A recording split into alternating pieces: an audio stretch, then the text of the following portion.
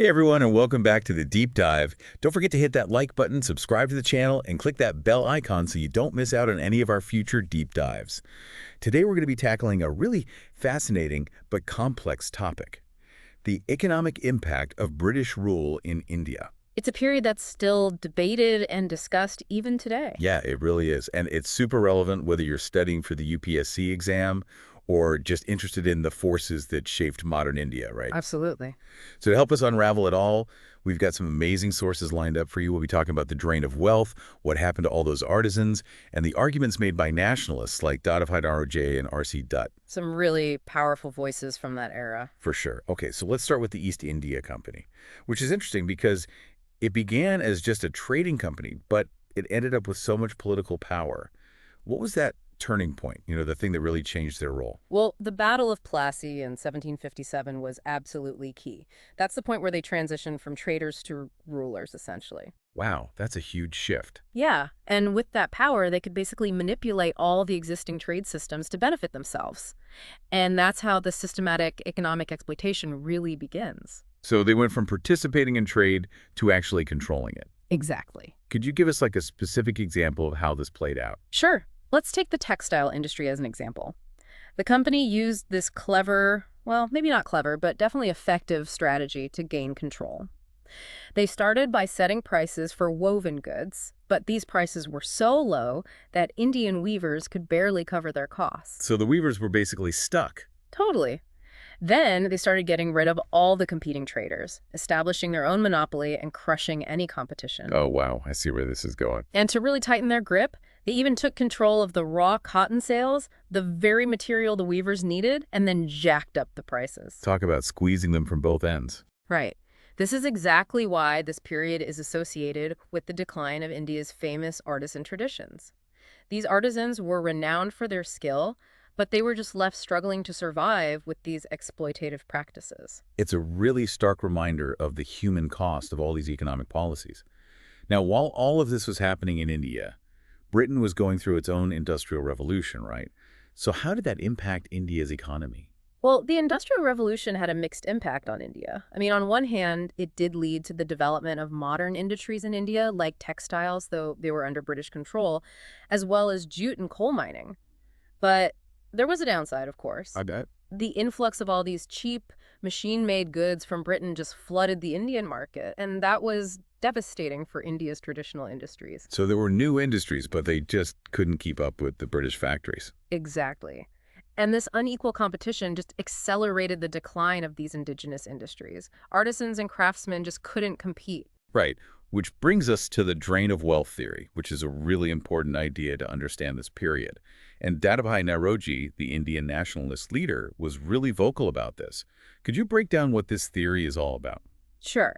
Naoroji's drain theory argues that all these British policies were basically designed to pull wealth out of India and send it to Britain without any real economic benefit coming back to India. So India was losing resources with nothing in return. Right. He actually calculated this drain and estimated it was a whopping half of the government's revenue. But it wasn't just about money leaving India, it was also about the lack of investment back into the country, into its infrastructure or industries. Half of the government's revenue, that's a staggering number. How did he even calculate that? Like, what made up this drain? He pointed to a few key things. One major factor was what were called the home charges. Basically, these were all the costs that the British government in England incurred, but they charged them to India. Wait, so India was paying for Britain's expenses? Yeah, things like administrative costs, pensions for British officials who worked in India, even the costs of military expeditions outside India that really only served British interests. So India was footing the bill for stuff that didn't even benefit them directly. Unfortunately, yes. Another big part of the drain was the council bills. These were like financial instruments they used to transfer funds from India to Britain. Okay, I'm following. Essentially, the British government could use these bills to buy stuff from India without actually paying for it with real money. They'd just issue these bills, which British merchants could then use to import goods from India. So basically, India was exporting goods on credit, which further drained its resources. This sounds like a pretty elaborate system to funnel wealth back to Britain. It was. And this drain theory became a powerful argument for the Indian nationalists. They used it to expose the exploitative nature of British rule. And Naoroji really brought this issue to the forefront. He was instrumental in that, yes. And this historical context is essential for understanding the economic challenges India faced even after independence, wouldn't you say? Absolutely. I mean, all that drain of wealth under British rule created a huge developmental gap that India still had to deal with after independence. Nauroji's work is still relevant today if you're looking at the root causes of India's economic challenges. It shows how understanding history can help us navigate the complexities of the present. But Nauroji wasn't the only one critiquing British economic policies, right? There were other Indian intellectuals who voiced their concerns too. You're right. Figures like R.C. Dutt and G. Subramania Iyer were also very critical, particularly about the impacts on agriculture and industries. Well, let's dive into their critiques in more detail. This is getting really interesting. We were just talking about the drain of wealth theory by Dadabhai Nauroji and how it was a powerful critique of British policies in India. You also mentioned some other important Indian thinkers who had their own criticisms. What were some of their main arguments? Well, R.C. Dutt really focused on how these colonial taxation policies, especially in agriculture, were so devastating. He basically argued that they were designed to get as much revenue as possible without any care for how it affected the Indian peasants. He didn't hold back, did he? Can you give us some specifics on how these tax policies were harmful? One major criticism was the amount of land revenue they demanded from Indian farmers. It was way too high. Farmers were left with almost nothing after paying it, so any little change in their crops could ruin them. So, like, if there was a drought or a flood, they'd be completely wiped out. Exactly. And on top of that, the government didn't invest anything in irrigation or other things that could have helped farmers. So when those famines hit in the late 19th century, it was just disastrous. Millions of people died in those famines. Yeah. It's heartbreaking to think about the human cost of those policies. And Dutt's point was that a lot of those famines could have been prevented, or at least not as bad, if the policies were fairer and they actually cared about people. But the British government only cared about squeezing as much revenue as possible. So when those crises hit, India was totally unprepared. It's a really tragic example of how putting profit before people can have terrible consequences. And we've talked about artisans and farmers, but there were also concerns about how India was basically a supplier of raw materials to Britain. Oh, absolutely. That was another big point that people like G. Subramania Iyer were very vocal about.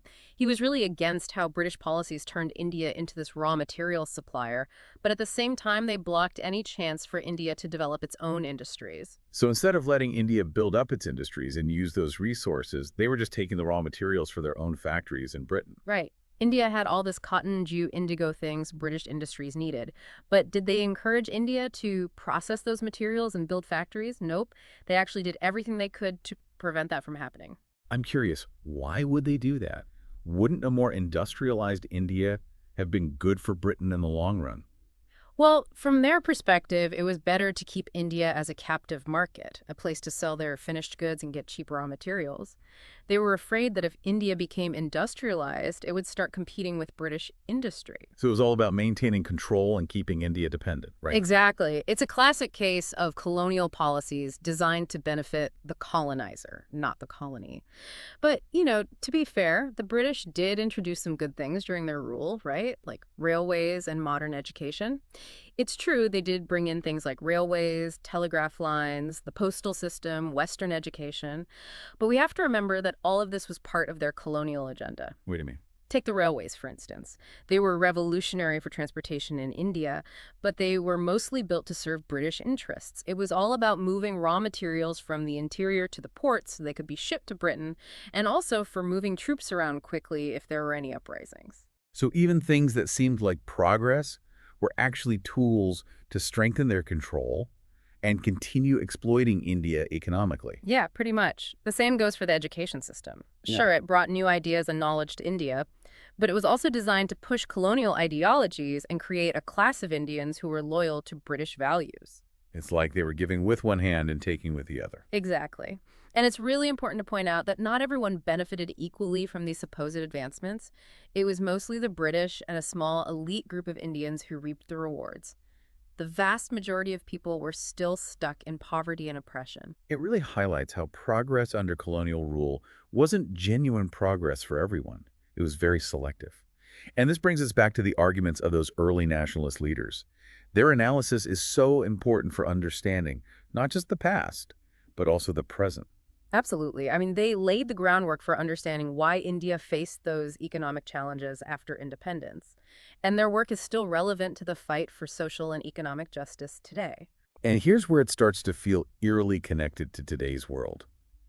Those critiques of colonialism have so much in common with the concerns we have today about globalization and economic fairness. Right. It's fascinating how many of those same issues they talked about are still being debated today, especially when it comes to how globalization impacts developing countries. Issues like exploitation, unfair trade deals, and the dominance of powerful nations. All of that is still at the forefront of discussions about the global economy. It's almost like history is repeating itself, but on a bigger scale and with different players. We've covered a lot in this deep dive, but there's still so much more to explore. I'm really eager to delve into the lasting legacy of British rule and what it all means for India today. So we're back, and we've been digging deep into the economic landscape of India under British rule. I mean, there were some modern advancements, but it seems like it was mostly about extracting wealth and maintaining control. That's right. We saw how the drain of wealth and the decline of traditional industries had these massive ripple effects. Yeah, it's been pretty eye-opening. But before we wrap up this deep dive, I want to turn to our listeners for a second. Why should this history even matter to someone living in India today? What can we actually learn from this complex and honestly painful past? That's such an important question. Understanding this period isn't just about looking back, it's about equipping ourselves to understand the complexities of the present and even the future. So it's not just a history lesson, it's like a guide for the future. Exactly. But what are those specific insights that we can use today, to inform our understanding of economic development and social justice? Well, one of the biggest takeaways, for me anyway, is the importance of economic self-reliance. The drain of wealth during British rule really showed what can happen when you're dependent on external forces for economic growth. I mean, India's journey since independence has proven how crucial it is to build a strong and self-sufficient economy. So it's about using the past to create a better future, one that's more resilient and fair for everyone. Exactly. And another key lesson is the need for inclusive growth. During British rule, the benefits were really unevenly distributed. A tiny elite prospered, but the vast majority struggled. So ensuring that economic development benefits all sections of society is crucial. And this is where those early nationalist leaders like Nauroji Dutt and Iyer become so relevant, Yeah, right? They weren't just criticizing policies, they were fighting for a system that was more just and equitable for everyone. absolutely. Their ideas are timeless because they understood that true economic freedom goes hand in hand with social justice. And their critiques can really help us analyze problems we face today, like income inequality, unequal access to resources, and how globalization impacts marginalized communities. It's amazing how history can be like a mirror, reflecting not just the past, but also highlighting the challenges we face in the present. And just like those early nationalists challenged the system, we need to be critical thinkers too. We need to question things and fight for policies that are fair and sustainable. It's like a call to action, to use what we know about the past to shape a better future for India and for the world. Exactly. Understanding history empowers us to make informed decisions, challenge injustices, and create a more just and sustainable world. As we wrap up, I'm feeling a mix of caution and optimism.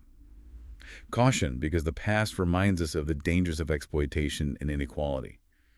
But optimism because the resilience of the Indian people and the insights of those leaders give me hope for a better future.